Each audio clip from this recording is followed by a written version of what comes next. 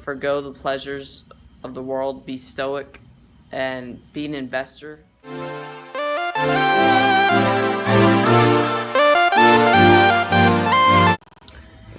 What's good? I'm not gonna persuade you to watch this by putting a good background behind me, but rather, what can you bring to me? That's all I care about. Inversion is a great thing when it comes to many great things. Today, a great thing was that I've been using an efficient source of energy called fat, and I've had intense focus today. What I mean is that I haven't had a glucose, like actual food, but I've had true food, which is your fat, and done the research and all that, and it's awesome. Things may be slower, my energy may be slower because fat per pound fat has more calories than any other source. Like, it's a really efficient source of energy. And when you're burning fat, you're just a little slower, and you don't have you're not hungry. It's pretty awesome. It's pretty peaceful. You can just talk slowly. That's what I gotta say about today. Forgo the pleasures of the world, be stoic, and be an investor and entrepreneur. Don't work for a salary, but entrepreneurship is doing things in the world to fit your vision. Each one, teach one. Again, if you've heard my last videos, it doesn't matter what the heck you're listening to. As long as it makes you feel something, that's what you'll remember. And there is a such thing as too much smiling. When you're portraying something that is likable and like a TED Talk, some people don't smile when they're portraying that, and then they have critics that tell them, oh, you can do better on your TED Talk and this and that.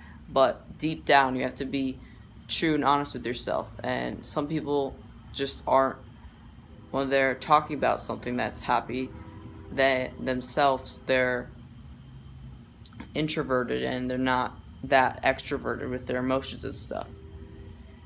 Bill Gates and all these other people, they were introverted and they used that to their advantage.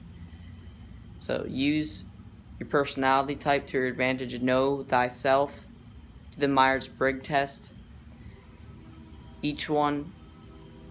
Intention without action is impactless. Application. If you had a rough day, because I've had a very rough day, the whole day was great until the end of it, and that's what made it a rough day. You can smooth out a whole entire surfboard, and then by the end of the day, if you do something right there that is really inadequate, then the board is now rough. It's not just a board anymore. It's a rough board. Why does one rough discover the buff? You don't even know what the heck that means, but I know. The ends does not determine the means. One little scuff does not mean the board isn't still a smooth board. It just needs to get that scuff out, and then it's a smooth board right after that. And it can get even smoother and smoother. You can go above the status quo. Life becomes so easy once you have habits, once you keep doing them. And the moment you're about to succeed is the moment you want to fail the most. And I realized that today, but I gave in to that quote-unquote failure, but it made me realize that I need to get into habits more and humble myself. Humbling. You have to humble yourself. When you're like, oh, I want to go get this donut, just be like, I'm not going to heaven early. I need to be healthy, and operate at an optimal level with nutritious foods because I love my body. You need to humble yourself in those moments that you want to get this external stimulus or the Netflix binge or the new shoes. If you're spending more money on shoes over books that will help you in your business and your life, then you're just going to live the 60,000 thoughts of yesterday. You have to invest in yourself. If you don't humble yourself, if you don't have a six-pack abs mind, then you're gonna fall, and you might not be able to get back up. But today, I'm gonna tell you that I'm gonna get back up so freaking hard after me eating a freaking bowl of cereal. You know, I haven't had that in a very long time, and I know that it's bad for you, especially when it comes to neural damage. I mean, 99% of people don't know that gluten affects us. And people that aren't even gluten intolerant, gluten still affects you whether you like it or not. Childhood memories are going straight into the muscles, bro. Here we go.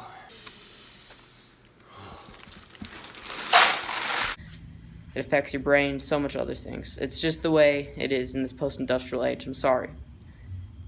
And we're each individually different. There's actually people with fructose intolerance, so they can't eat fruit. They wouldn't do good on an all-fruit diet. You have to know you, know thyself. Play subconscious programs of your voice or listen to another voice and get people around you. Get a good environment. And just attack every day so you know you're still alive. I go hard at working out. I do work intervals. I do this. I do it without thinking. And it's easy. Life in this age. Stop worrying. Start actually living. Each one teach True one. Transformation happens at a subconscious level.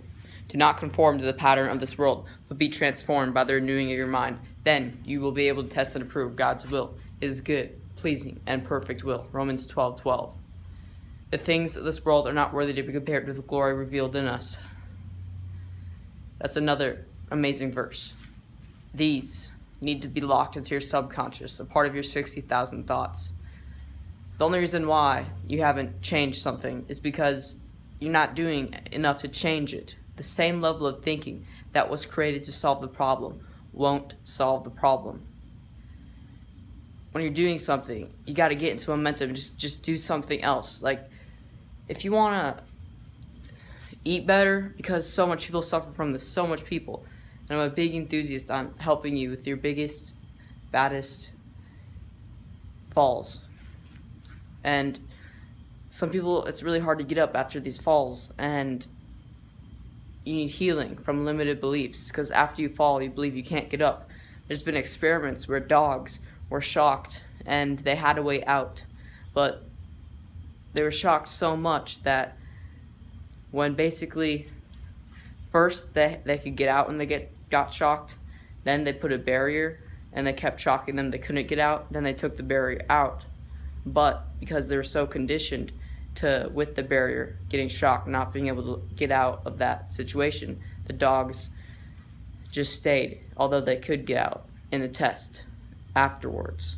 It's always after that we suffer all these things and things grow, because things don't get better.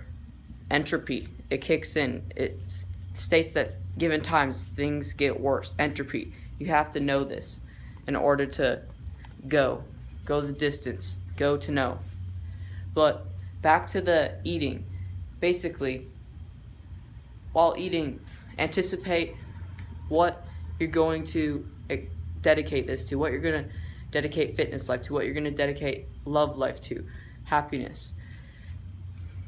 And things start to become easier because you don't have to worry. And what I'm trying to get at here is basically start living.